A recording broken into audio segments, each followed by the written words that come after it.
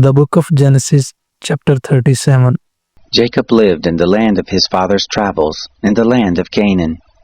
This is the history of the generations of Jacob. Joseph, being 17 years old, was feeding the flock with his brothers. He was a boy with the sons of Bilhah and Zilpah, his father's wives.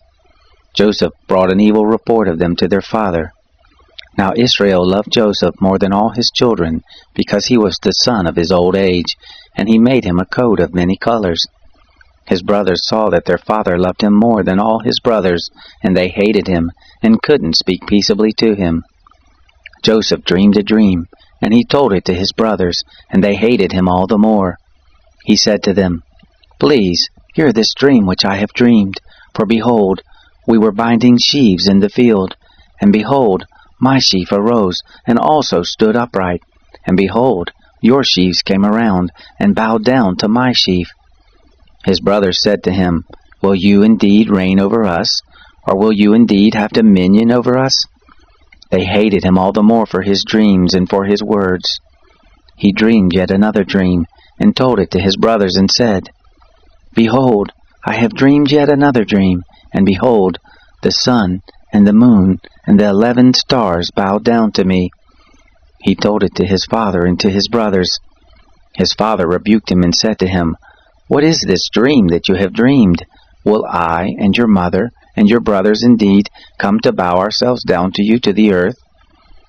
His brothers envied him, but his father kept this saying in mind. His brothers went to feed their father's flock in Shechem. Israel said to Joseph, "Aren't your brothers feeding the flock in Shechem? Come, and I will send you to them." He said to him, "Here I am." He said to him, "Go now, see whether it is well with your brothers, and well with the flock, and bring me word again." So he sent him out of the valley of Hebron, and he came to Shechem.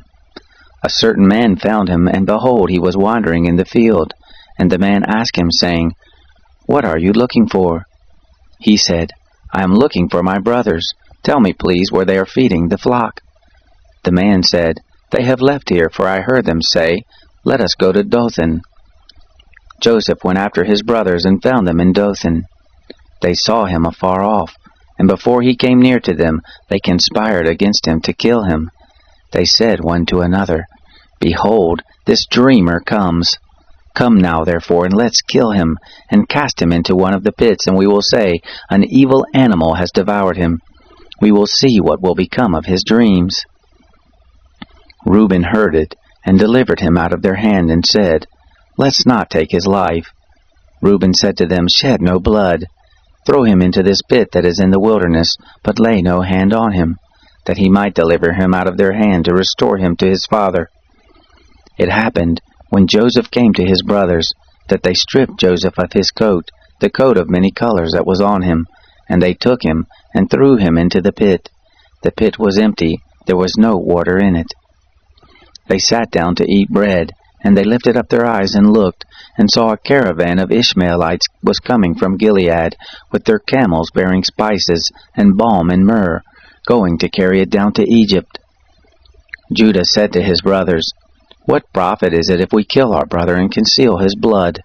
Come and let's sell him to the Ishmaelites, and not let our hand be on him, for he is our brother, our flesh." His brothers listened to him. Midianites who were merchants passed by, and they drew and lifted up Joseph out of the pit, and sold Joseph to the Ishmaelites for 20 pieces of silver. They brought Joseph into Egypt. Reuben returned to the pit, and saw that Joseph wasn't in the pit, and he tore his clothes. He returned to his brothers and said, "The child is no more, and where will I go?" They took Joseph's coat, and killed a male goat, and dipped the coat in the blood. They took the coat of many colors, and they brought it to their father, and said, "We have found this. Examine it now, whether it is your son's coat or not." He recognized it, and said, "It is my son's coat. An evil animal has devoured him. Joseph is without doubt torn in pieces." Jacob tore his clothes, and put sackcloth on his loins, and mourned for his son many days. All his sons and all his daughters rose up to comfort him, but he refused to be comforted. He said, "For I will go down to Sheol to my son mourning." his father wept for him. The Midianites sold him into Egypt to Potiphar, an officer of Pharaoh, the captain of the guard.